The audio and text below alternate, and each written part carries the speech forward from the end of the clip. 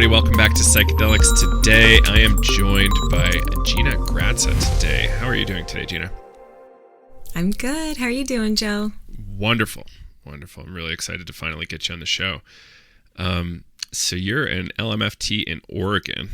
How long have you been in the clinical space?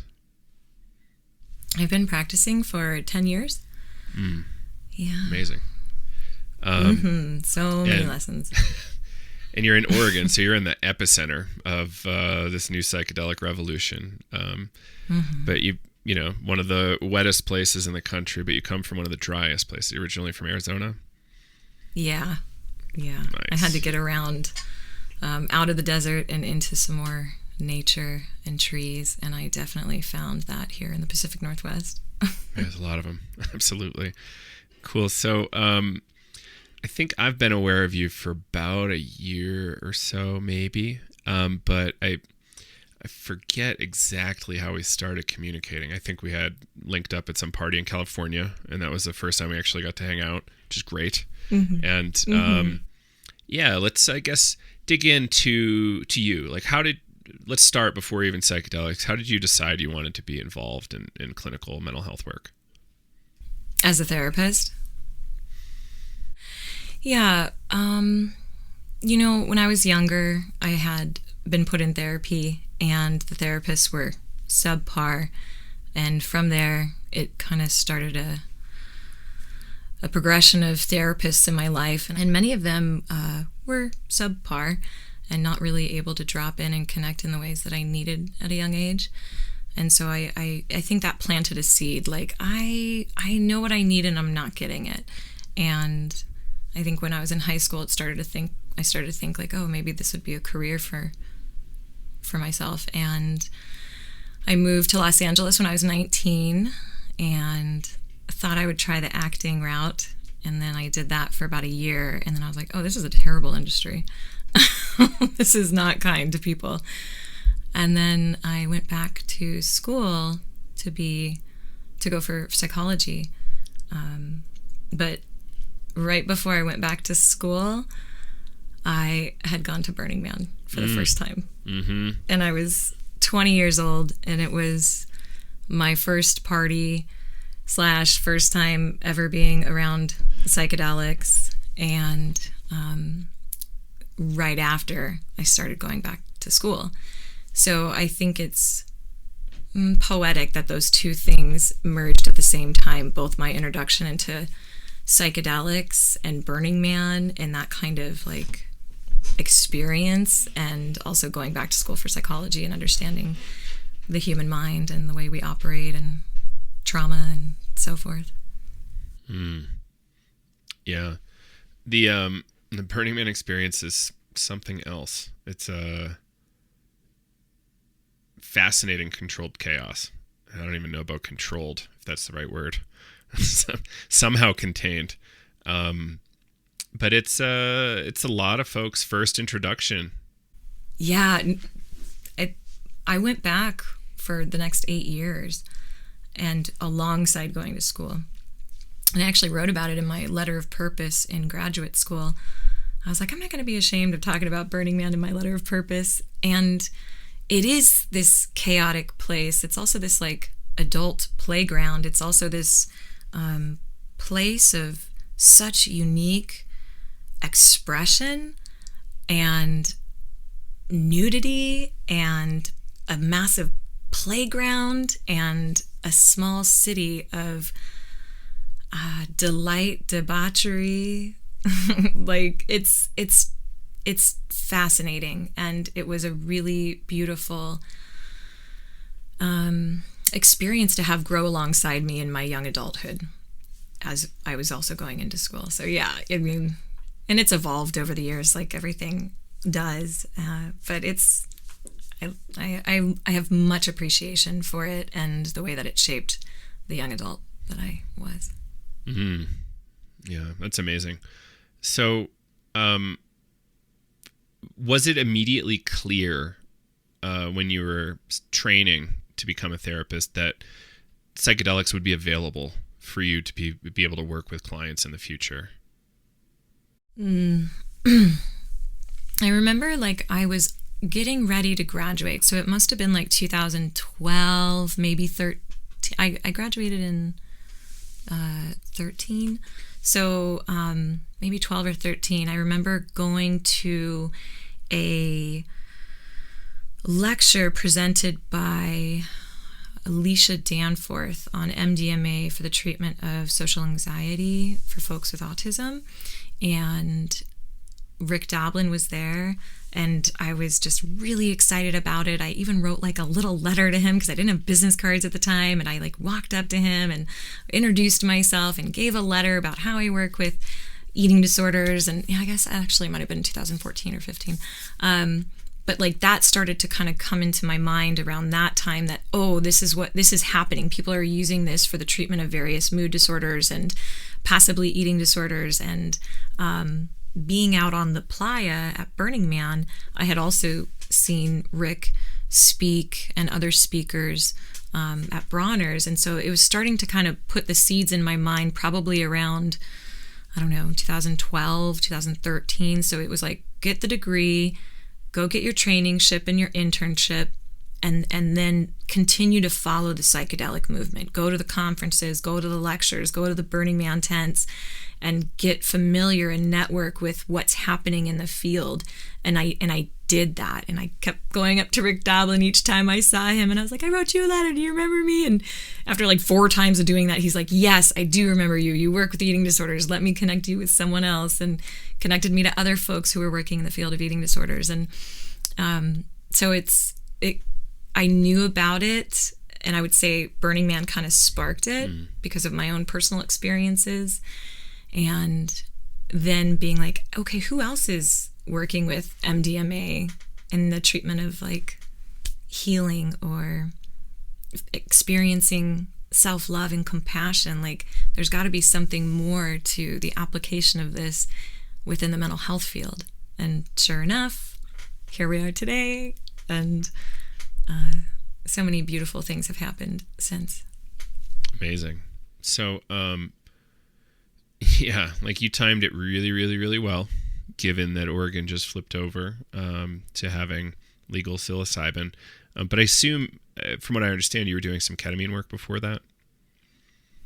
Yeah, so I have my own private practice. I specialize in the treatment of eating disorders and complex trauma. I also do couples work. And then I also collaborate with a few different organizations in Portland. One of them is Rainfall Medicine with Dr. Steve Rzonki, doing ketamine-assisted therapy using IM. And then I also work as a lead educator with the InnerTrek psilocybin training program, where we are OHA and HEC-approved training program that will be graduating students for psilocybin facilitation this spring. We're already halfway through our program.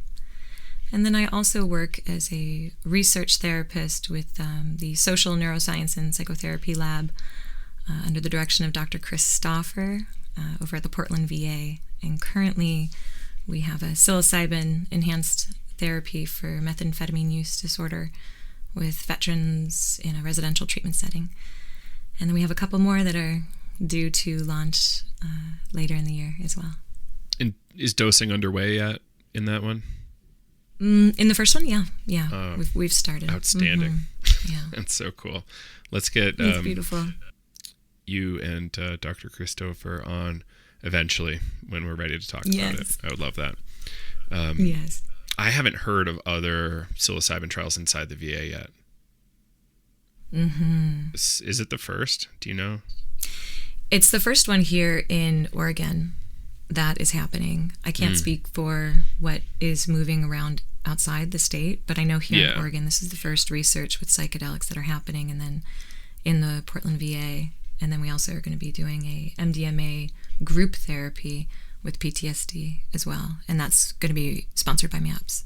And that should start in the spring. That's amazing. Also at the VA. Yeah. Wow. Mm-hmm. Wow, it's so cool to be tied to so many great projects. I got to meet I Steve feel Rzonki, really blessed. I think at Horizons in Portland. It's the first time I got to meet him, but we've been in talks with Steve for a while. He's a bud. And Yeah. yeah, it's really interesting just to see this like really great collection of clinicians coming together to put, really improve the state's mental health status, really, like the services available, and just really helping folks. In Colorado, we have some of the worst mental health in the country somehow. I don't super get it, but I don't know. I'm isolated, I guess. But it's something I hope I get to see here as well. We're a couple years behind Oregon, but I hope we'll catch up.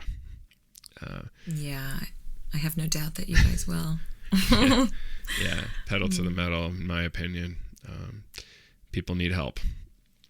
So absolutely.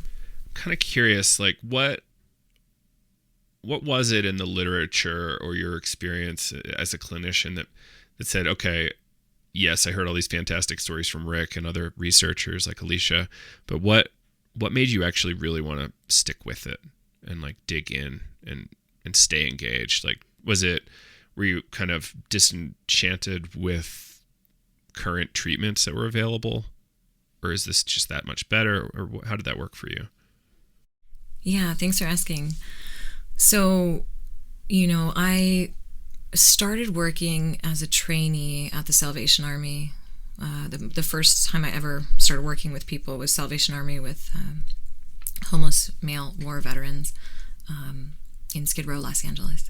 And I was absolutely underprepared, not trained. I was still a student, but it was my first introductions into a variety of complex trauma presentations and mood disorders and dual diagnoses and substance disorders. And then I went on, after I graduated, to work as an intern at a treatment facility for eating disorders, both residential and then partial hospitalization and intensive outpatient programming. So I got to see the various levels of treatment for eating disorders. And in that presentation is also a variety of different folks suffering from complex PTSD, personality disorders, mood disorders, and a whole list of other symptomologies centering around trauma. So from that, it introduced me to like, okay, what else can I do to learn how to treat trauma? So I got trained in EMDR. I'm trained in sensory motor psychotherapy, so somatic practices, trained in IFS, internal family systems.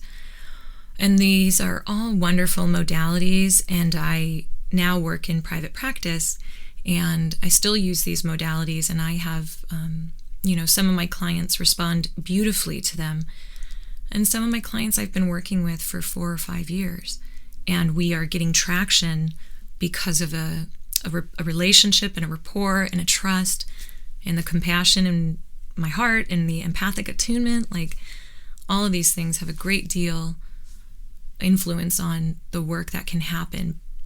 That being said, it takes a lot of resources and a lot of time to get to this place. And so when I think about what we see right now with MDMA assisted therapy for the treatment of PTSD, and I'm also MAPS trained, so I was able to move through those training series and see, like, through those videos, like, what was happening with people's ability to move through traumas at a much higher pace than the years of working through it without an altered state. So I feel like, okay, there's something that allows you to kind of fast forward some of this work that takes years of doing without, that might allow somebody to soften that amygdala and bring forth, the empathic parts of themselves that allows them to touch into some compassion within, some love, some forgiveness, and in the setting of a safe space, really re-examine things in the matter of a couple sessions. And then, of course, the integration, which is incredibly important, but the rate and the pace at which that goes really attracted me. And so it's not to say that these modalities that I've learned don't have value or aren't wonderful. They are, and they do. And what happens when we can also pair those together with this medicine? There's still so much that we have yet to discover And people need help now. And not many people have the money to invest 3 years into therapy. And this is available now. And with the research, we can see that this is helping people in a large way. So that is the clinical perspective, of just working over the last several years and seeing also with eating disorder treatment, the recidivism rate is high. So we would see a lot of people come back to treatment again and again and again. And so something wasn't working, we needed something new. And so I'm really holding out hope for the community of eating disorders and curious to see through current research that's happening right now over at Imperial, and then here in the States and Canada, they're using MDMA, and Johns Hopkins using psilocybin. And so I'll be really curious to see the data that comes from that and how that moves their relationship to the food and body and self. It's all about coming home to self with love and compassion. And you see that with the psychedelic assisted therapies. You see that connection in such a large way, and that's really attractive to me. And then on a personal note, I remember being at Burning Man when I was early 2009, and I had this moment where I was looking at this fractalized art sculpture of broken mirror pieces, and I was looking into this mirror and I saw a fractalized image of myself. And in that moment, I started feeling a lot of compassion and a lot of sadness for the way at which I was moving through the world at that time in my life and how hard I was on myself. And this experience of finding compassion for the woman, the girl, the young adult looking back at me. And that also paralleled to this profound transformational effect on how we see ourselves and relate to ourselves, and the welcoming in of self-love. Mm-hmm. There's so much there. And I'm always kind of trying to be this person in the space to say, okay, yes, of course, clinical environments are super important, and we need, certain people are just not candidates for Burning Man, obviously, or any kind of unsupervised drug use, honestly. But there is some really powerful transformations that can happen in those environments. And I'm not going to say it's necessarily going to happen, but it could. I wish I had some numbers to put behind it, but maybe someday. But it's important. Yeah, therapy is so fucking expensive, and like you say, after 5 years and that deep relationship, then maybe you can start making some progress. There's not even just not be able to financially afford that, but a family dynamic can't afford that kind of thing often. If your mother's MIA for 10 years due to XYZ condition, that's pretty tragic for the whole family. And this stuff does just seem to work a lot faster, especially when used with therapy. And Rick makes a lot of makes a really important point that, hey, look, therapy works, we have the data. Also, it works better with MDMA. And that's his argument, because it's not drugs, it's not therapy, it's both combined. And I think that's really important. Yeah, and it's the connection. I had a client say to me the other day that she appreciated the empathic integrative care. And I was like, ooh, I really like that term, empathic integrative care.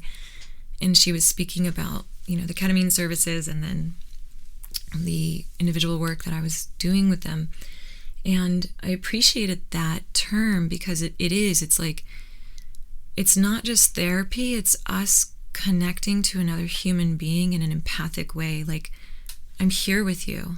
And the integration is so important, and the therapy is part of that integration work. And that can be really enhanced if you have a medicine session to build upon that rapport and that connection and that sense of belonging and care. And I think for me, so much of this work is getting me deeper into the essence of my heart and my being, and the more authentic I am, which is like, I'm a big love creature, like and my clients feel it, and I know that because they reflect it, or I see it in the way that we're moving through really difficult material, that there's a strength in the empathic attunement that's happening and the heart space that's coming forward. And so it's not just therapy, it's not just talk therapy. There's a connection happening, and we are creatures of love and belonging and connection. And when we feel that with another human being that's authentic, like, that is a very powerful force, like more power. I mean, we don't have to compare it, but it's just as powerful as medicine, because you can see people who take plant medicine or psychedelics, and maybe they're in a space with somebody who isn't safe, somebody who isn't trained, or who isn't versed, or who isn't empathically attuned, or who isn't mindful of the ethics and the boundaries of their own energy, and can cause really a lot of harm to somebody in that space. And so it's important for the provider, the facilitator, to be really conscious of their own energy and the power that they have in that situation. And I will also plug in too that I don't think psychedelics are for everybody. I know they're not. Like, there are dear loved ones in my life who do not do well with psychedelics, and that's okay. So I think it's important to continue to spread the message, like, these do carry harms and these do carry risks when not appropriately thought of or screened for. And they have a great deal of potential as well in the other direction when screened and assessed for, and have safety and thoughtful, ethical boundaries around it to have deep healing potential. I always like to pair that caution with Dr. David Nutt's harm scale. Do you know that one? Mm-hmm. Yeah, really important study. And so for those of you who don't know, most of you who listen to the show should know because I talk about it too much. But Dr. David Nutt was funded by the UK government to come up with a science-based drug policy. And he did a lot of research, and was published in The Lancet, which is one of the top medical journals in the world. And was promptly fired by the UK government because they did not like the results. And it showed that alcohol had the most harm to self and others of these, 9 to 18 of the most commonly used drugs. And LSD and psilocybin had the least harm out of this everything he checked. And it was such a small number. It was insane. Just a little tiny bar. Yeah. And even MDMA, I think the line I like to say is it's about as safe as riding a horse, which a lot of people ride horses. Most of the time, everybody's fine. And same thing with MDMA. It's like a pretty damn safe thing. I would say probably safer than riding a horse if I had to judge. But that said, yes, there are people who it doesn't go well for. And I have some close family friends who I wish they could have stayed away. And who knows what would have happened if they did. Yeah, it can look really dark at times. You know, the escapist thing, not necessarily wanting to be with your emotions, and you start like creating all sorts of fun fantasies and distractions and games. So yeah, it can certainly not go well for folks.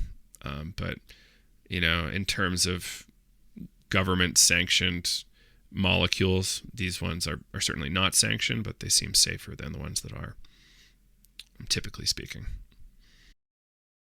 Yeah, thanks for talking about that and naming that. It makes me also think about, like, you know, coming from the Burning Man culture at a young age, recreational drug use was the name of the game for a lot of folks who go to Burning Man.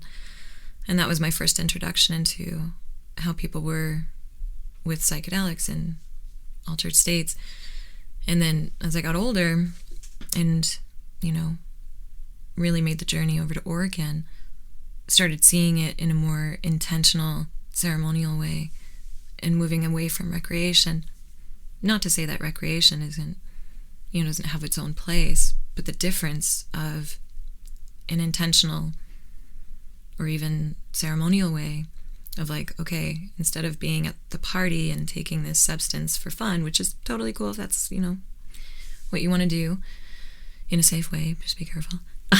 Then, the other way is like going inward, which is very different.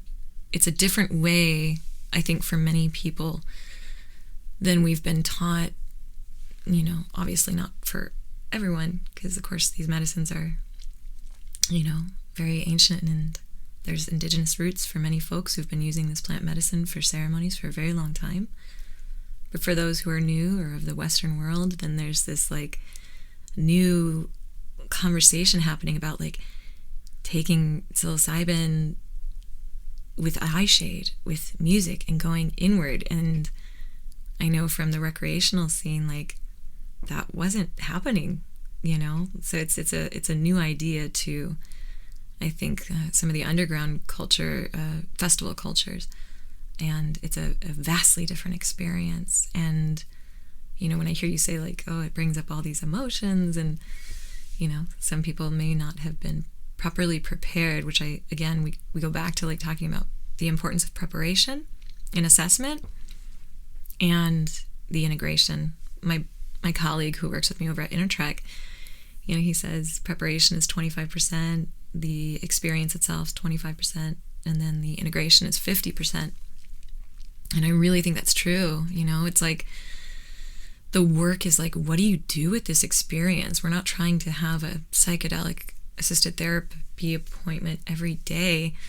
So we get this download and we get this message, and then how are we implementing it into our lives? What's the meaning making we're deriving from it, and what are the behavioral changes, and how do we want to live in the world? How do we want to show up? And I think that also can lead people to like, how do I give back? How do I live in reciprocity? How do I be more connected to the world and the earth and the planet and the people, and live in more loving compassion and kindness? Yeah. So I don't know if we got to chat about this, but my preparation was like 6 years of regular holotropic breath work in a particular community before I really had access to substance of any kind. I tried to grow, but I don't think it flew for me for some reason. But yeah, I think, and this is a fun philosophical conversation to have too about training generally, but the state just told us what we needed to do for training in Oregon, right? Like, it's not like the training requirements they put out are ideal by any stretch for like super optimal facilitation. Like the holotropic breathwork training, for instance, takes 2 years minimum. And yeah, there's no drugs there necessarily. So I think we should really, even though we get a lot of training, stay really humble when we're dealing with these things. And especially when we're trying to do deep inner work. If we have time for it, I brought a little blessing on humility. So as I hear you say the word humble, I'm like, ooh, I brought a little poem to talk about that if we have time. But I think you're totally right. We have to stay humble, and we have to stay curious. And in many ways, many of us are novices to this work, and there is still so much we don't know. And there is, of course, what we do know, and there's the excitement and the risk-taking that we're doing and bringing this forward, and the belief in the possibilities. And people really need more than what is being offered in the field of mental health right now. So it's like, it's here. And yes, I love what you're saying. Like, let's stay humble too. Yeah. Let's continue to be curious, to learn from each other too. Like, that's really important to me. Like, I am such a advocate and support to my colleagues in the other training programs, and I'm like, yes, do it, great, wonderful, like, let us all come together and share, so that there is more of an ongoing conversation about what we are collectively training the facilitators of Oregon or Colorado, like, of the states, or however far it goes. Like, let's stay in conversation. I don't want to have this idea of competition. Like, collaboration, because remember what we're here for. We're not here for the power and greed of it. We're here for like spreading a type of collective healing and support and empowerment. And I could say more on that, but we go further together. Picking up. Yeah. The term I like is a coopetition. So there's a little bit of like cooperative competition. So, you know, we can just keep moving it forward. And I hope in time we can develop some sort of IP commons in the space where people can actually say, oh, okay, like this particular bit of IP, like let's just share that, because that's not really what our business is about. It's about, you know, building this thing bigger for everybody. And I was reading just yesterday or the day before, I think the AMA published something around projected all state legalization, and we're coming up like 16 years. Like, we've got a lot of folks to educate, and we've only got 16 years to do it. And we've got less than that, really, because Oregon's online, Colorado is effectively online already, and more are coming. So it's like we need to really kind of create a healthy cooperation between a lot of these entities, in my opinion. Yeah, agreed. So, yeah, and worth noting, just people don't know this, like Intertrek is doing psilocybin facilitator trainings for state licensure in Oregon. We're doing something very similar with Vital Oregon. We're, I think, just a couple weeks away from being able to market. So I'm really excited to finally get in Oregon, and can't wait to collaborate with you all once we get rolling. Awesome. Yeah, stay in touch with me. I'd love to hear what you guys are up to, and there's so much to learn, to educate on, to learn from each other. You know, one thing that I like that we're doing over at Intertrek, my friend introduced this term to me, and it's been a term that I've appreciated: feminist pedagogy. And the way that I understand it is, instead of seeing the training program as a hierarchy, like we are the ones with the wisdom and we are teaching you this, it's like, okay, here's how we are teaching, and we also welcome in the wisdom of your own voices, and let us sit almost like in a circle and share what we know, and here's how we're presenting it, and here's, you know, the subjects that we're speaking to that are also in accordance to the OHA regulations and rules. And also, like, what do you think? Like, what is your perspective on this? You know, like, to know, like, I'm a white cis female educated in white Western colonial institutions, and so this is the lens at which I have been trained and see and view the world, and the way in which I may educate from. But that's just one of many voices and one of many lenses, and let's give voices to other experiences so that it's not just coming from this lens. So I think that's been a really beautiful part as well. Like, I feel like our training program, we're really kind of saying, like, here we are right now, and this is going to continue to evolve, and what pieces do you, the students, have to also share? Because there's wisdom that you have that we don't have. Yeah, I do this a lot in our Navigating Psychedelics programs, and the wisdom out there is unbelievable. Like, these people are not educators, but they've had so much experience, and sometimes it's wildly contradictory to what I want to say. But at a certain point, I'm like, well, you know, I certainly don't know everything, but you know, I just kind of want to encourage a lot of like openness, creativity, getting people to collaborate, and pulling on threads from our history. We've got a lot of history here. Like, LSD's been around for quite a while. A lot of these other substances have been around for a lot longer, thousands of years in many cases. You know, maybe longer than that. I don't know. And then, there's just so much to pull from, and to realize that you're not the master of the domain, because nobody is. The drug war made it so that none of us are at this point in history. You know, we don't even have the science to be experts at the level that we want to be experts here, but we can do really good work still. I hope to never be a master of any domain. Like, I want I know that the juiciness of this life and this existence is continuing to stay open to learning and growing and evolving. And for me, like, that's, I think, coming back to humility is like, yeah, I'll never know everything, especially when it comes to the realm of altered states of consciousness.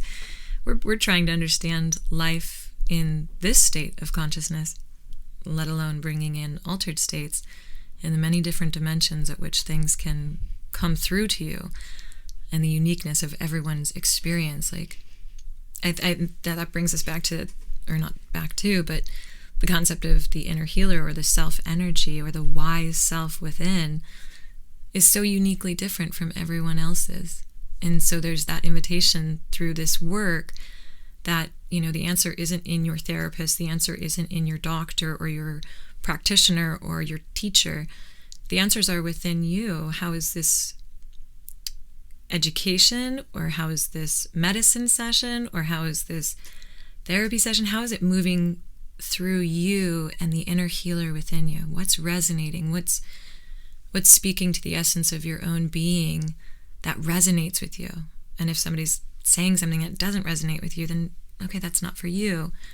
You know, but I do appreciate that this work is reminding people of their own healer within, and the teacher within, the wise self within, so that we can start to look towards ourselves for more answers than looking outside of ourselves, which I think has really, really hurt a lot of our own paths when we look to other people's to help us feel whole, versus finding wholeness within by looking within and healing within and learning from within.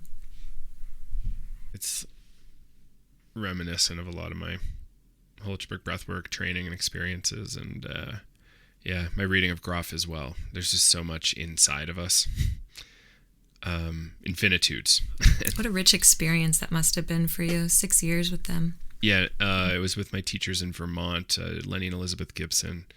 They've developed such a cool community, not very far from Boston. They actually started facilitating in Vermont with Michael and Annie Midhofer. I think they all met in Holzberg breathwork training. Beautiful. Yeah, it's really... They are lovely. I love Annie and Michael. Yeah, Kyle has a sort of relationship with them of some kind. I would love to develop one eventually, but they're probably some of the busiest people in the space. Everybody totally wants their time experience, right?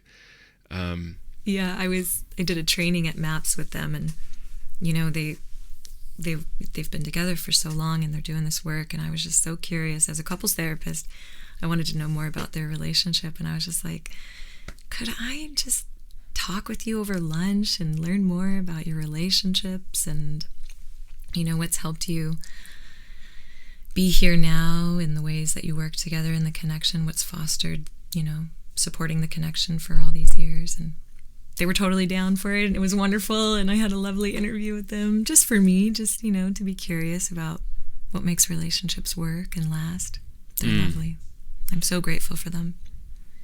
So we're not there yet in psychedelic research and clinical applications, but what's your take on psychedelics and things like MDMA for the future of relationship health? Like it's clearly not a replacement for an LMFT, but you know, how do you see this kind of balance between like relationship ed and substance? Oh my gosh, I would love to see it be in a place where people could, like a couple, like, I mean, this is my dream. It's not following anything that's happening right now, but if a couple could come to their couples therapist, and of course, you know, maybe they've already done some work with the therapist, maybe they've been seeing them for about, you know, 5 sessions, maybe 10, right? Like there's a developed rapport and there's an understanding about their cycle. So I'm a emotionally focused therapy trained couples therapist too. So I do the EFT approach, not the tapping one, but EFT, emotion focus. So it just takes content and it funnels down the story, and it really gets it down to like, what is the primary emotion? Like, what is the deep vulnerability that we're trying to get to that is being blocked by the defenses or the secondary emotions that are just, protecting the selves because of past hurts or trauma or injuries.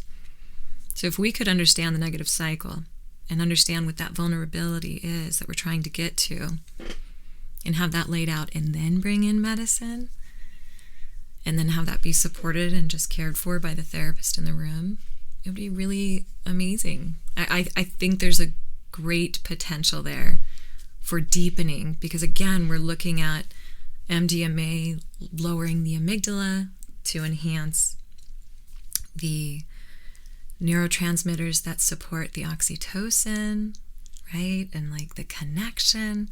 So if I'm not defended and my heart is forward, what happens through the relational dynamic? I think there's a lot of beautiful opportunities there. I know Dr. Ann Wagner is working on some research right now with MDMA under the support also, I think, of Michael Mithofer, and I think they're joining it with cognitive behavioral therapy. Don't quote me on that, but I think that's what's currently happening. We had Ann Wagner on the show ages ago. I wish I could recall, but yeah, definitely really cool to see that it's still happening. Because one of the original uses of MDMA was couples therapy, and I've seen ways that it goes really right, and I've seen ways that it goes really wrong out in the wild. We call it naturalistic settings, right? I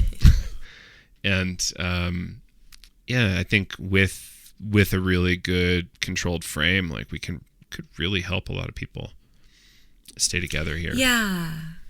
I've had so many people reach out to me and ask for that. As soon as we confirmed that we were going to be a state that was going to be offering psilocybin, my inbox flooded with people who wanted services immediately.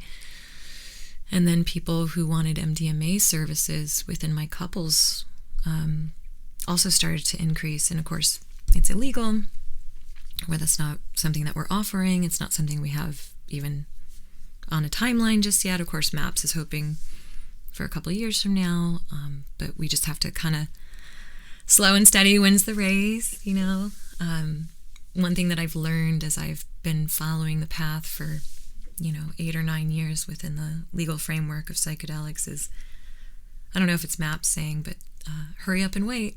Like, get all your ducks in a row and be ready, but also be on the timeline of the government and wait. Mm-hmm. Yeah, I think that's the answer for a lot of folks. I hope people are experimenting with this in other countries. I would love to, see other people just really pushing the edges with it.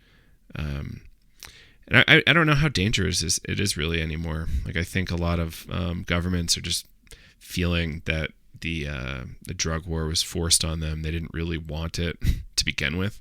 So, why are these things so illegal, and why can't they experiment with them more easily? So, yeah, I'm hopeful that there's some things available and people pushing limits out there. Yeah. As of right now, I don't think there's any Oregon, countries where it's legal, MDMA specifically. I know. Yeah. It's... I can't speak more to that except from what we already know around the drug war. But I think the MDMA session on how to change your mind covered that in a really beautiful way as well. Like, really thorough breakdown of like, where was it? Where is it now? What is our hopes for the future with how it could be effective? One of my friends years ago was at Red Rocks in Colorado. We ate some pressed pills of MDMA, and didn't expect this out of him. He's a really fun guy, but you never expect like the deep insights from the fun guy. But he just looks over at me at one point. Worrying is such a weird emotion. It's like, yeah, I know. But, this is like, I've seen this so many times, people just having realizations at, festivals and events like that. It's like fascinating. And, if that's sticky or not, I don't know, but it should have at least left a mark. Yeah, it's such an interesting one. And well, let's tangent here into Oregon. There's actually a really interesting thing that was made available through the regulations and laws that are now in place in Oregon. And I don't know if you've looked at this or had anybody mention this to you, but the rules kind of allow for music venues. And I've been chatting about this for a couple of years now. It'd be the most expensive concert you've ever been to, but you could go to legally some sort of musical event and be under the influence of mushrooms. I find that really fascinating that there's that is now available. Break that down to me. Yeah. Break that down. So you'd have a licensed venue or licensed facility where you are, approved by the state to run sessions. You have a certain number of facilitators. I think, 8-1, generally speaking, or something like that at the state level. And that's it. Like, I don't believe there's really rules around how the facilitator needs to run the session, except for how much time on site.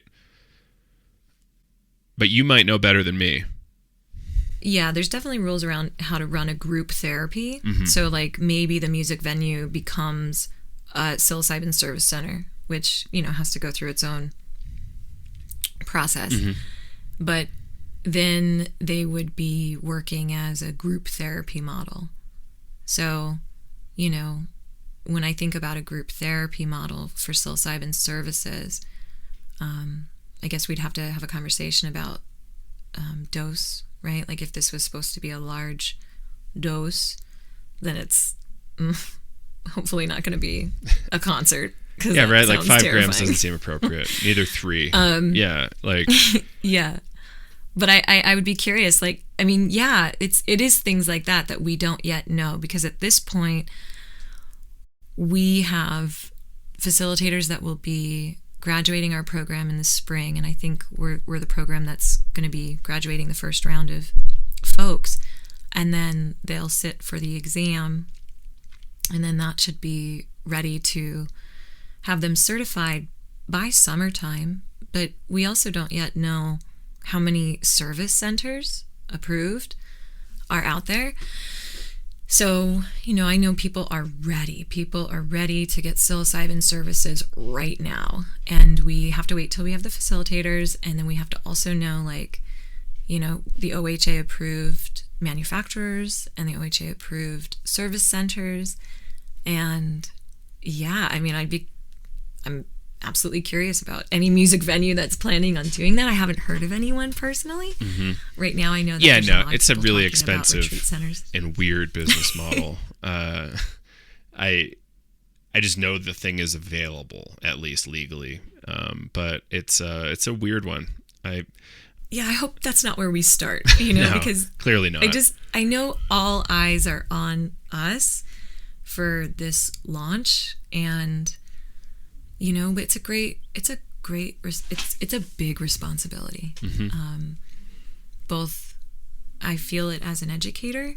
I took this last year personally. I made a commitment to stop drinking because I really wanted to be present to the responsibility of what this work is. Training people to begin to sit for other people as facilitators is a big deal. And it's not, solely on any one person, but collectively we're making an imprint and we're impacting other people's experiences. And so, one thing that I'm really passionate about is like the self-care of the facilitator and doing our own work, whatever that means to you, like going into your own therapy, doing your integration work continuously, being familiar with altered states, and knowing your own shadows, because when you're sitting with another person and something arises that maybe you haven't met within your own self, or it triggers or brings up your own stuff, and you get dysregulated and you can't hold space for somebody, and now it puts them in a position of harm, or you in a position of harm, these are things you have to think about. So I think the biggest part of the responsibility of the work that we're doing is making sure that you're taking care of yourself and continuing your own healing work and your own internal work to look at the places that are uncomfortable within. And then remember that, like, yeah, people are coming to us and they're putting a lot of trust in us. And then the states around us are looking at us because they're going to be replicating or taking pieces of a measure to bring into their state. And they're going to learn from, you know, maybe areas where we could have done differently. And yeah, it's exciting. I'm thrilled. There's an appropriate amount of like nervousness that I think is healthy to have with this kind of work. And I continue to cycle around reminding everyone, keep doing your work. Like, even if you were a therapist and not working with medicines, you should be seeing your own therapist to like process what's coming up for you. I believe in that. And then additionally, if you're working with psilocybin, you should absolutely be in consultation and supervision and doing your own therapy and continuing to work on yourself, because I feel like you can only support your client as far as maybe you've gone within your own self. Then you meet a wall. Are you familiar with Kailea Taylor's book, The Ethics of Caring? Yes. Yeah, I got it on my shelf. Oh, I love that book. I recommend that to all facilitators, anyone who wants to be a facilitator. It's really breaks down a beautiful chart she has on the professional vulnerabilities to ethical misconduct, and she just, you know, shows this through line of the things that we have to remember to keep in check within ourselves, between fear and desire. How are we in relationship to money, sex, power, love, truth, insight, oneness? You know, these are important things to be curious about within yourselves, because they're gonna show up in the psychedelic space. They're gonna show up in psilocybin assisted therapy or a facilitation of psilocybin. Mm-hmm. She's also a teacher in our Vital program, which has been lovely. And she's been around for ages in the psychedelic and holotropic breathwork space. So, you know, a real OG, an underrepresented OG in the space. And I think for a while she was editing the journal for all the holotropic breathwork facilitators. It was called The Inner Door, and she's a regular contributor. I think she put together this huge green book, exploring holotropic breathwork, selected articles from a decade of The Inner Door, and she was the editor for this volume. It's massive. Oh, wow. Yeah. Wow. Wow. I'd been drooling over this book forever, and I finally was able to pick it up a couple of years ago. So many gems in here. Yeah, just open up to like Stan Groff visits Albert Hoffman in 1998. Like, so good. Crazy, right? So good. Imagine that conversation. Yeah. So, you know, there's just so many people we can learn from, and we don't know all their names yet. There's still so many people in the underground that are not coming forward with their wisdom. And I think that's fine. It's for their safety. But eventually we're going to have to figure out how to pull more of that wisdom in so we can all keep learning together. So, and I want to echo your concern about being a leader. And yeah, however this goes in Oregon, like hopefully it goes really well. And if so, I could see a lot more states coming. If it goes really poorly, there's a bunch of really big, high-profile problems. It might really slow down the process, and we really don't want that. So, you know, it's on us to really make sure there's as much safety there as possible when we're running these things in Oregon, these facilitated sessions. And you know what? I would just add to, Joe. Please. Yes, it's so important to hold both realities.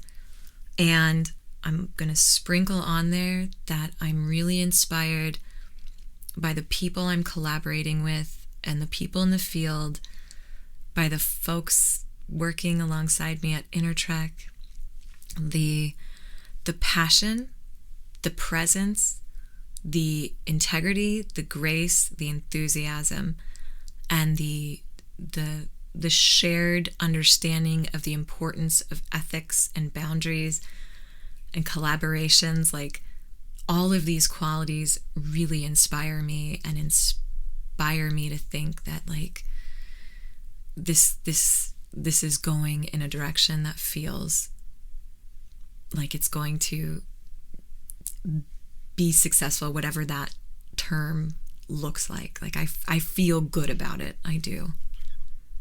Yeah. Yeah, I do too. Like, I think we're going to nail this thing, but I just want people to, like, you know, be careful where you can, and yeah, be optimistic. We need all the optimism we can get these days. And, yeah, the degree to which this is going to help people, to me, is mind-boggling. And now we're training people so that we can do this effectively at scale. Like, we're going to have so many people having these experiences and going in a good direction. Like, I can't even imagine what this is going to do to Oregon tourism, like a sort of medical tourism once it's available, right? Because, you know, we say it's legal now, but really, you're right. It might be summer before this is really actually going. Yeah. Yeah. And then there's like another part of me too that's like, okay, this is what we humans are able to do. Here are the measures, here are the ways in which we're training. And then there's the spirit of the mushroom, you know, that I am just like, yeah, there's what we are going to bring, and then there's going to be what the mushroom brings. And we don't know what that is going to look like and what is the energy that moves from that. And I don't want to get too lost into the language of the mushroom that I, you know, am not one to speak, but I think there's also that. So there's like, yeah, there's the human impact, and then there's the mushroom, the fungi, the mycelium network, the earth, the nature, like a total other force that is beyond our ability to really know or read what will move through that. Mm-hmm. Yeah, agreed. We're going to learn a lot here and about a lot of things, including the mushroom and our relationship to it. And yeah, there's more people using now than ever have in history, I believe. And as a result of that, there's more people thinking kind of seriously about it. So it's going to be really fascinating, I think. All of the new things, you know, our relationship to the planet, it's a big one. We need to really get that sorted out so we can hang out for a few more decades. And I think the mushroom can really help us understand that and how we need to change and what we need to change maybe as well. Relationship being a big one. Yeah. What is our relationship to these things we consume, each other, the planet? Yeah. That's my, you know, if I were to summarize what I do, that's it. Like I work in relationships, relationship to self, to food, to body, to couples, partners, to consciousness, to the planet. Like that kind of feels like it summarizes where my heart is most passionate about, is about being in relationship. And that is the nucleus of what we're trying to heal, is we're trying to be in loving relationship to one another. And, you know, psilocybin, it is of the earth and the network that it expands into and connects to and through us. It's, I mean, we can get real heady with it if we wanted to. So if people want to go in that direction, one of my favorite collections is the trialogues. Have you heard of these things? Trialogues, not dialogues, but trialogues. So it was a Terence McKenna, Rupert Sheldrake, and Ralph Abraham, a famous mathematician. And they would go really far doing fascinating, deep speculation, but informed by science. And incredible. I think there's at least 20 of them out there at Psychedelic Salon. And I would advise people go check that out if you want to see how far this stuff can go. And this was, you know, probably 15 plus years ago, if not more. Yeah. And they're just like riffing with each other. Yeah. Like going deeper and deeper into it. Yeah, largely they're giving Terrence McKenna shit, but like Terrence does some really great things, and it's super funny, really done in good humor, and that's a thing that I would like to see come back, right? Like we're all so serious, like we have to be super serious all the time, and we can only talk about things in papers. That really limits the scope of the range, I guess, of the human organism, and we can go in a lot more interesting directions if we give ourselves a break. It's okay to be funny and have fun. It's also really pleasurable sometimes to just go on wild speculative rants and have those conversations about how it might be true or something. Totally. Right? Or even just like play, right? Like I'm with you. I can appreciate why we have to be in the stance of a little seriousness and research because of what the war on drugs had done to everyone's, consciousness about what they thought drugs were and psychedelics were. So like unwinding that takes, the science and the research and the seriousness. And then I think when people start to see it, maybe there'll be a softening to kind of invite play, because I think there's great value in play, a lightening of the spirit. And, I think also when thinking about MDMA and couples work too, there could be an element of play within that as well, like a softening, right? Like you're saying, like, when we can all stop being so serious, like, yeah, there's the flip side of that coin, which is just levity, laughter, play, surfing consciousness in safe ways that feel pleasurable and enjoyable. And it doesn't have to always be rooted in science or always healing too, like some people. And I think that's what's really cool about the organ model is that you don't have to have a diagnosis to come in and get services. You could genuinely just be like, yeah, I want to surf my consciousness, which is beautiful. Because right now, like, a lot of people who want to do MDMA work, you can only get into that via research with a diagnosis.